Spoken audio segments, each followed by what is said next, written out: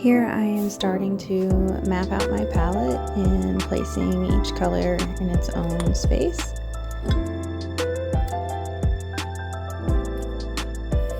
Paper tape down, and then adding water to each well before I start to mix the color with the water.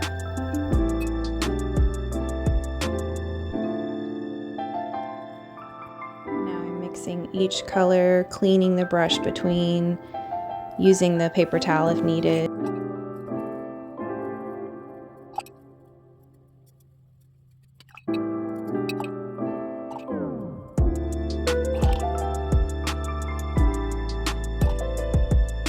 Before you lay color down, go ahead and get your whole paper wet with water. Now that your paper's ready, we can start with the color. First, we're going to lay down some purple at the top of the page. I am making horizontal marks across the page, back and forth with the color.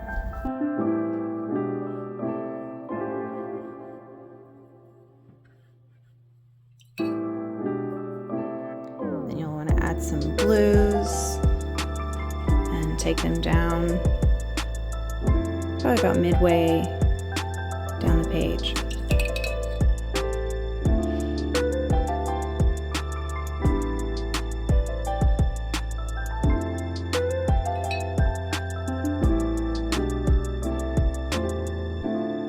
I want to add in the pink and then work into the peach color. And then next you'll go to yellow.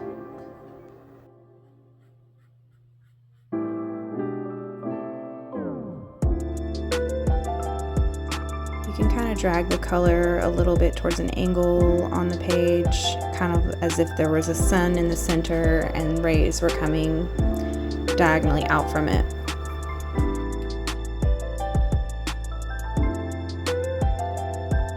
Now the yellow.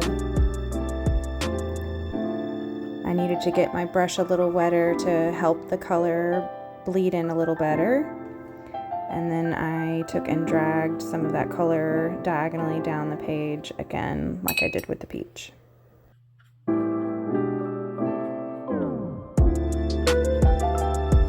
Here I am trying to mimic the colors in the sky using that diagonal angle down at the lower part of the page, as though the colors might be reflecting off of snow.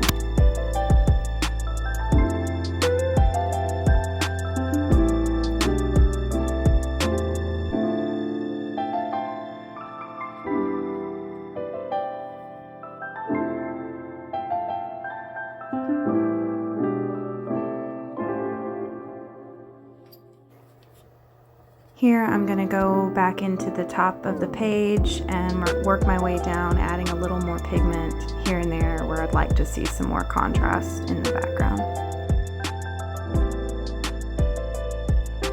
To save some time, I'm going to use my blow dryer to dry my background. I've decided that I'd like a tree up close in this composition and a few in the background off to the side.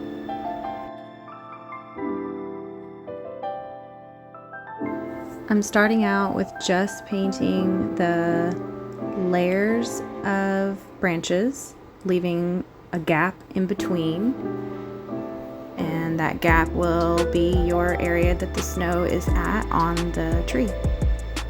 And I'm just slowly working my way up using the pointy tip of the brush as the tip of the branches. And you see I'm changing the way I'm holding it, the angle of my hand, so I can use different directions within those points of the tree.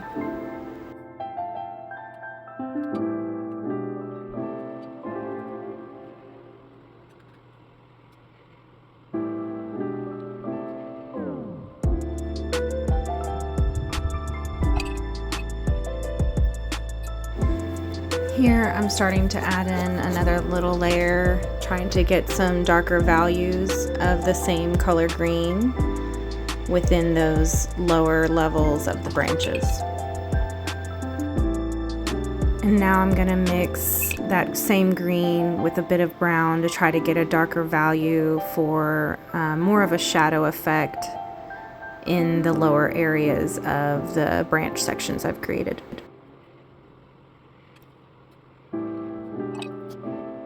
Here I'm ready to start adding in the second and third tree that are going to be kind of stacked and a distance away, so they're going to be smaller.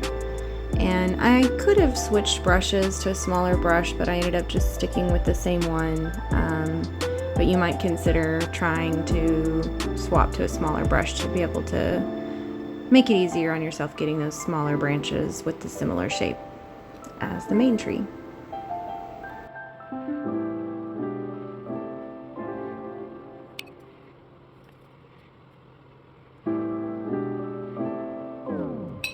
Now I'm ready to start working on the area that will be the snow on the trees, and I'm simply using a wet brush and no pigment, and I'm wetting down the areas between the branches that I've created those gaps. And don't be afraid to let the color bleed in a little bit to your water.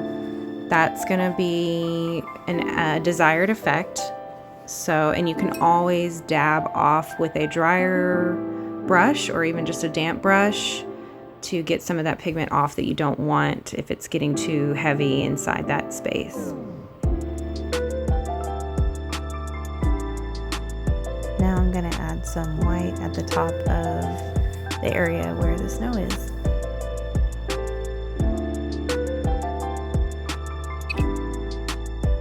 Now we're going to use the brown to make the trunk of the trees, and you can add a little bit here and there up inside the branches.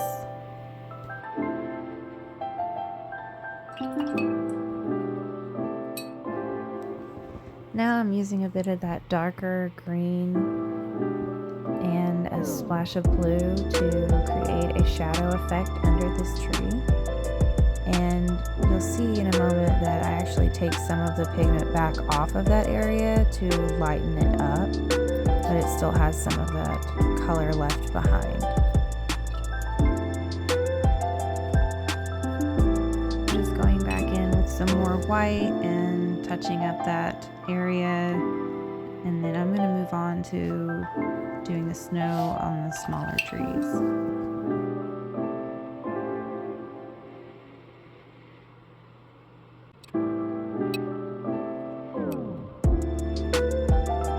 In addition to working on the snow, I am also building up layers on the branches to add a little depth.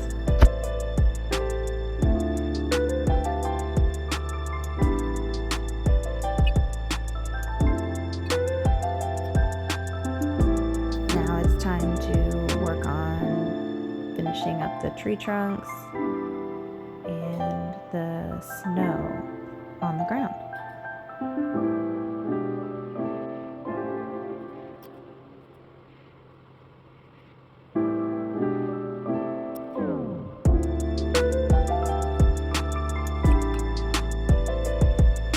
Now I'm working on the snow on the ground, and I'm using some pink and peach, and I will add those colors in and then maybe lift off a little bit of it too with a drier brush.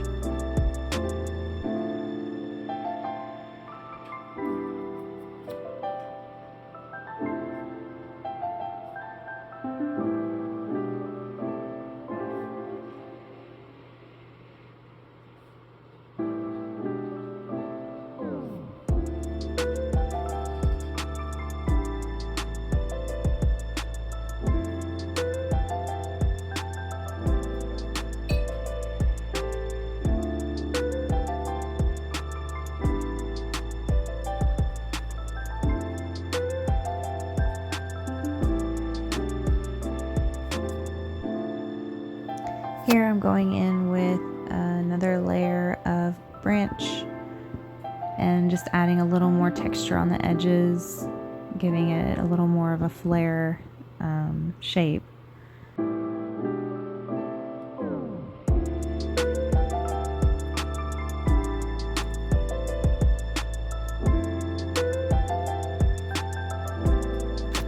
After this, I'm going back in and adding touch-ups all around, and in the end, I do a few shadows on the trees off in the background.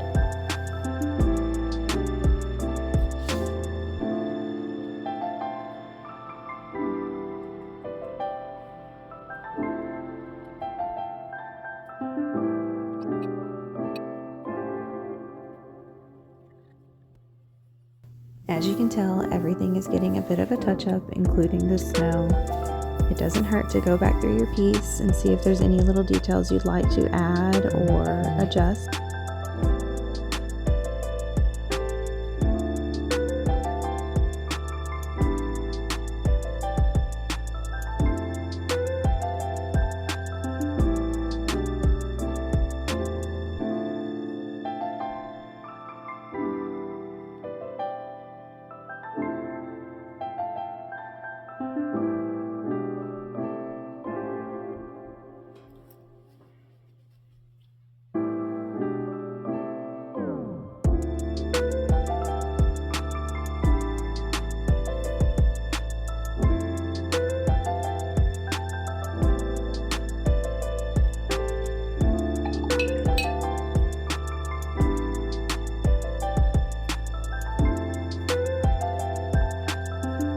Here's my last step where I take a little bit of blue and mix it with that darker green that we made, and I am adding in a shadow at an angle on these two trees off in the distance.